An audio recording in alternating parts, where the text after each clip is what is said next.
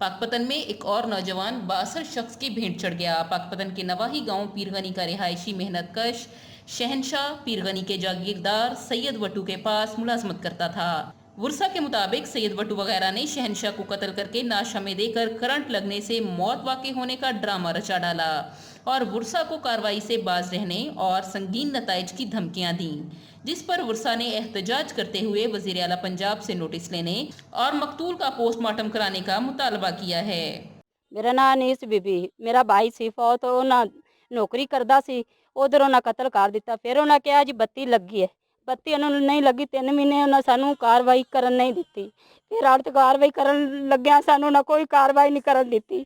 ਉਹਨਾਂ ਕਿਹਾ ਵੀ ਨਹੀਂ ਕਰਨਾ, ਅਸੀਂ ਗਰੀਬ ਸੇ ਚੁੱਪ ਕਰ ਗਏ। ਸਾਨੂੰ 3 ਮਹੀਨੇ ਤੋਂ ਬਾਅਦ ਪਤਾ ਚੱਲਿਆ ਅਸੀਂ ਹੁਣ ਕਾਰਵਾਈ ਕਰਨਾ ਚਾਹਨਾ, ਅਸੀਂ ਇਨਸਾਫ ਕਰਨਾ ਚਾਹਨੇ ਆ।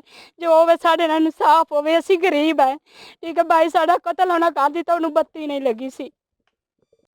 मेरे पुत्र ना शहनशाह, मेरे पुत्र मारा गया है ना, मार दिता वटुआ ने, कतल किया गया है ते सानू इंसाफ चाहिए है।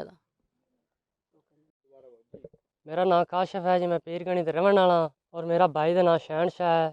शायद वट्टू के कोल काम करता सी जी और उत्थे मेरा भाई नू मरा कतल होया और मेरे भाई ने जिस कतल कर दिता गया और उन्होंने कहा जी बिजली लगी इनू। असी दरखास्त देवन गए, उन्हें नहीं देवन देती। कबर पटाई करावन लगे, उन्हें नहीं करावन देती।